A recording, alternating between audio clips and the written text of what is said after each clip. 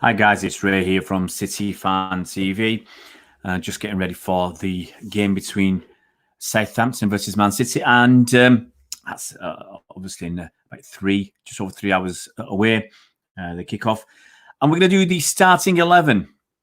Can have a look at Ray's starting 11, who I think should be starting this game. It's another one that's really, really difficult to call from Pep, as pretty much every game is. We haven't got what you could describe as our first team, unlike Liverpool. You know. Hi Brad, hope you're well. Hi Chris. Like Liverpool, pretty much three of their back four. You know who the goalie is. You know three of their back four. You know probably two of the midfield and all the three up front. There's usually one spot in midfield and one spot at centre back that you're not so sure about, but it's not many players. Whereas City, we've got three or four to choose from at centre back and at left back and at defensive midfield and attacking midfield and up front. So we've got a lot of people to choose from. So it's trying to second guess Pep. Remembering how the formidable Centurions. Hope you're well. You got to remember we played 3 days ago. Yeah, we played Liverpool 3 days ago. We played. Previous game was, I think, 4 days before that. So we're not getting a lot of rest. We've got this game today. We've got a game, I believe, on Wednesday and another game on Saturday. So every 3 days, you've got to mix it up. You've got to mix things around. You've got to utilise your squad. You've got to have a bit of rotation. Hi, Chris Lindley. Hope you're well. So you've got to have a bit of rotation. Alan and Ikram, hope you're well, boys. Hope you're very well indeed. So you've got to have that bit of rotation. You've got to utilise that squad. You've got to look at some of the kids. Right now, I think we are 2 wins and a draw away from guaranteeing second spot. Now, when I'm mixing it up, I'm just thinking, do you mix it up against a Southampton side that are playing quite well? Do you take the risk? What do you guys think? Would you take the risk? Or would you say, look, there are 5 games to play left in the season. If we can turn it around and win the next game, if Leicester don't win theirs, we're almost guaranteed second. I mean, Chelsea 1 point behind as well, behind Leicester. But if we win today, we're on 69 points. The most Leicester can get is 73. And we're looking at basically one more win. And we're almost guaranteed second. And then you can do basically whatever you want. And we'll still have 5 games left. Remember that. We'll still have 5 games left after today. So I think that's where you start playing, not all your kids, but you mix it up just a little bit. Look, we've got Newcastle on Wednesday. On Saturday, we're away at Brighton. Then we're at home on the following Wednesday. We get 4 days off against Bournemouth. That's the game. The Bournemouth game is where I'm looking at utilising the kids and maybe a couple against Newcastle. And then we've got the FA Cup on the Saturday on the 18th of July. So I would, look at my games and say, right, where do I mix things up? Maybe play a couple of kids on Wednesday. Yeah, you're going to save your best team. So maybe your best team plays on Saturday the 11th, has a break on the 15th where you'd hope to beat Bournemouth at home. Bournemouth are horrendous form at the moment, and then have most of your players ready for the game against Arsenal. So with that in mind, that affects, obviously, your decisions as who you're going to pick. Jaden says 3-1. I hope so. I hope we have a clean sheet. Ikram, I think we utilise the squad. We have 5 power on the bench if needed. Thomas Castling, hi, buddy, and Sean Fogarty. Absolutely risky place tonight where I'm undoubtedly going to come second. It isn't worth risking players in a meaningless game. I'm going for 3-1 to City, says Sean. Well, I'm going to risk a couple of, a few first teamers. I think you've got to keep them involved. You've got to keep them in the game. So here's a team that I'm going to pick. There'll be a couple of players that you might say, well, we need to rest them, but also a couple of players I think Pep might pick because he rested them already. So I'm going to go an easy one, Edison in goal. It's not time to rest Edison. I would rest Edison, actually. I would rest him for the game against Bournemouth. For middle Centurions, should rotate the players because top 4 is almost certain. Plus, it's not top 4 for middle Centurions. I've got to explain. It's really, really important to finish second because money-wise, that helps you in the Champions League. City will get 30% of the TV bonus that BT are putting in, Whereas Liverpool will get 40, City will get 30. City finish fourth, they'd only get 10%. So it's a huge, it has a huge impact on money. Okay, so here's my team. Edison in goal. I'm going to start with Cancelo. He came back. He had a few minutes the last game. Okay, Walker needs a rest at some point. Walker's played, I think, the last couple of games. Let Cancelo start the game. I think that's a reasonable thing. And then Walker's your number one. So save him for the odd game. Maybe he can play another couple of games before the Arsenal game. I'll just need the one game. I'm not going to look at killing Walker before that. Rest him. You got Cancelo, use him. Left back, I think that's easy. For me, that's Zinchenko. I don't think there's any queries about that. Rest Mendy. Yes, Mendy needs more game time, but you can't just play too many games in a short space of time. I would rest Mendy for now. As I said, we've got loads of games coming up. Mendy can play on Wednesday. My personal preference is Mendy to play on Wednesday against Newcastle and probably Saturday against Brighton, and then rest him on the 15th of July, that Wednesday before the Cup semi. Centre-backs is very tough. Do you go with Otamendi and Stones? Do you go down that route and say, Stones is back from injury, we need to rest Garcia and Laporte? Me, if they're fit, I'd go with Garcia and Laporte. For me, they should be our first choice pairing. And I want them to get another 45, 60 minutes under their belt. Yeah. Even though they played on Wednesday, get another 60 minutes under their belt again. Garcia, if he's fit, he needs more time. He needs more experience. He needs challenges like away at Southampton. And Laporte, he's a class act. And he could do with another, I think he had 60-odd minutes last game. He could do with another 60 minutes under his belt again. Got to remember, don't write off Southampton. So you've got to still put a decent side. I'm going to go for my DM. I think that's easy for me. I want to see Fernandinho play. He's missed the last 2 games with that sending off. I think he's not suspended for tonight. So if he's not, I'm going with Fernandinho. Give Gundogan a rest. Give Rodri a rest. There's bigger fish to fry later in the season. And you never know. Fernandinho might show why he's the best DM in our team, in our squad.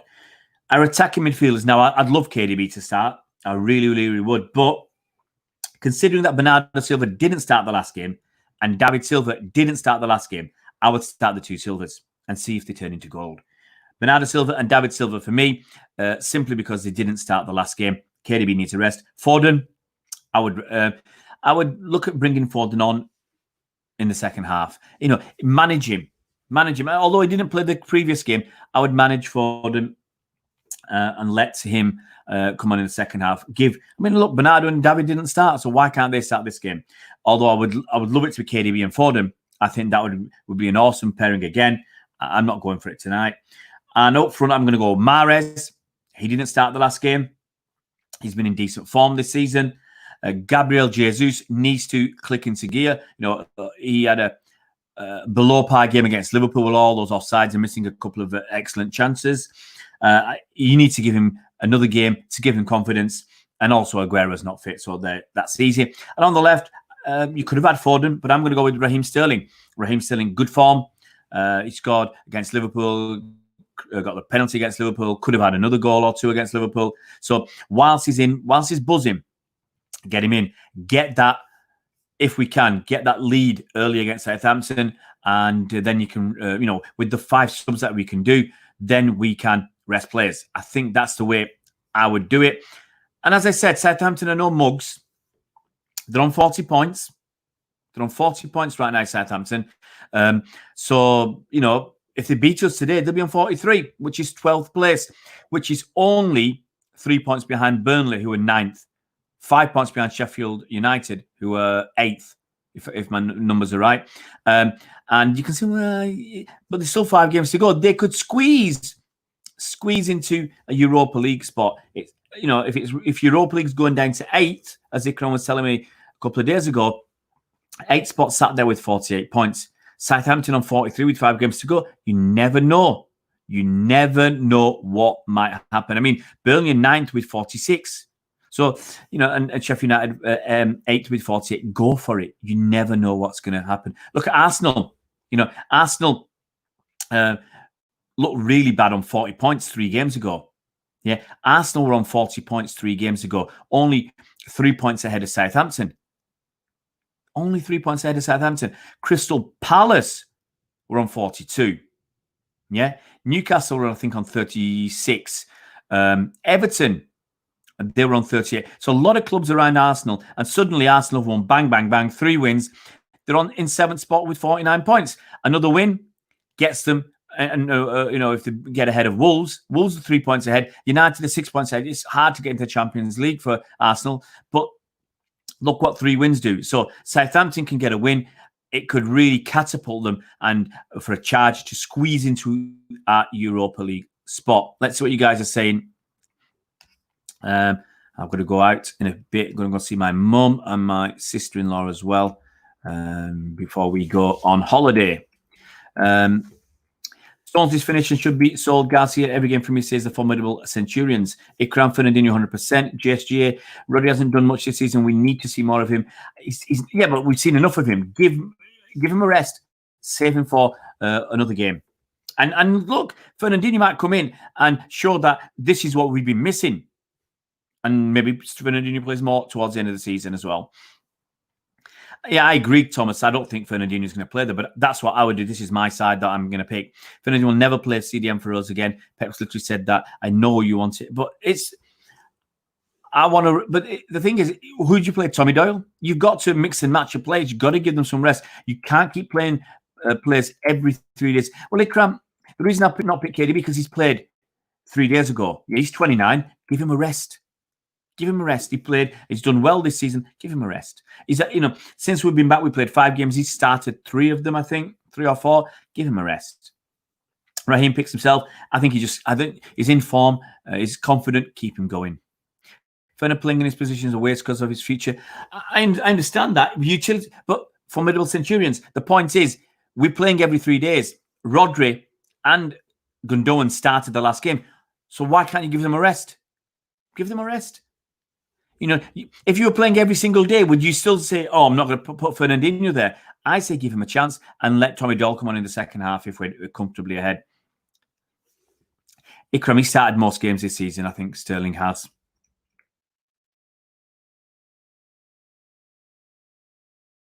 You can't keep playing. What would you do for formidable Centurions? Play Rodri every 3 days until he's injured. You save him for the big important games. Right now for City, the next important game is the game against Arsenal. So you mix and match and save him for, that's your primary goal, is to have him ready for the game against Arsenal and for the Champions League. The league points has never been so low, absolutely, Aaron. It's really open. Everybody beating other, and it's poor. The most, obviously, it's KDB. KDB's number 1 in terms of his what he's done consistently over the course of the season. Who else? I'll say Fernandinho, playing out of position, playing at centre-back. I think overall he's done all right. Mahrez, I think he's coming into the fore. This is consistency over most of the season. I think Mahrez is up there as well. And Phil Foden. Phil Foden is shown in his last 4 games. He's the business. It really is the business. I think it'll be Rodri for 60 minutes and Gundo for the rest, as Rodri was rested against Newcastle. Yeah, but they both played against Liverpool. That's my point. They both played 3 days ago. It depends on fitness. It depends on all sorts of things. Formidable says play Rodri and Subwin Fernandinho. Well, we'll see. We'll see. Ikram, I think Sterling should be on the bench and play Foden on the left with Mahrez on the right, Jesus down the middle. We could bring on a youngster second half. That was my other option, Ikram, was to play Foden on the left and leave Sterling on the bench, or even as a false 9 and let drop Gabby. But I couldn't drop Gabby because I just don't think it'll be good for Gabby's confidence if we drop him. Against Southampton, I want him to play. Look, he scored that winning goal in the formidable season there. So I want him to start. Hi, Blackpool Blu-ray. Hope you're well, buddy. Hope you're really well. If you're going to save Gundo because of his record, my point is, you can't play players every single game. It's not possible. Braff, I think it's too early for formidable Centurions. For Braff, I think from what you guys were telling me last week, he's only just been called up to the squad. I expect him to play a couple of games this season. Which players impressed me the most? I just went through that JSG Shazam. for consistency, you look at KDB, you look at Mahrez, and you look at Fernandinho. Laporte's not been here long enough for the season, and then Foden is the one that's now impressing me. And David Silva's played well since the restart. We absolutely can. We need Gabby J to build his confidence because we have important games in the cup competition coming up. Absolutely. And you want him to be feeling confident. Drop him now, and I think he loses confidence. So that's why I picked Gabby Jesus. And, one of the reasons for Foden missing out is because I've got Gabby Jesus there. Now, I wouldn't put Foden up front. I'd have put Sterling in the middle. But I just think that keep Gabby J's confidence as high as possible. We're going to need him. And who knows what's going to happen with Sergio if we don't. We don't know what our financial situation is. We might have rich owners, but we might not be putting a lot of money in to buy players in the summer, and it might just be that we say, excuse me, we buy a centre back and a left back, and that's it. That's all our business. So you need a confident Gabby J, because every season Sergio will get injured. I suspect twice in a season, and he'll miss, I suspect, 7 or 8 games in a season. You need Gabby J on the ball. Neil Hanstock, you need to stop sending messages in capitals. It'll be removed by Nightbot before it gets going. Absolutely, Aaron. You need to rest your players. Injuries can happen. Why do they happen? It happens because players don't have enough recovery time and play too many minutes. That's why we've been mixing and matching. That's why lots of players have been playing 60 minutes, 65 minutes, and then get them off. So Formidable Centurions going for Bravo, Cancelo, Garcia, Laporte, Mendy, Rodri, David Silva, Bernardo, Braff, Sterling, Gabby. I suspect if you get more than 7, I said David Silva, I said Bernardo, I said Sterling and Gabby. Look, it's going to be very hard. Pep could throw a curveball and put Otamendi and Stones back in as centre backs. He could do anything he wants. He could put Tommy Doyle as a defensive midfielder. He could play KDB and Foden again. And he could put Cole Palmer in, who I think is slightly ahead of Braff because Cole Palmer's been training with the lads. Pep could do all sorts of different things. We just don't know. And that's the beauty and that's the frustration of Pep. Guys, I'm going to disappear. I'll be back just before 6 o'clock for the live team news. Won't be a long stream then, guys, because I have got to do this meeting at 6. So I'll probably only last, till about 6:05 for the team news. And then I'll be back for the watch along if I can get all that done in time. Guys, look after yourselves. Have a very good afternoon. And please join me. Join me just before 6 o'clock. See you around Blues.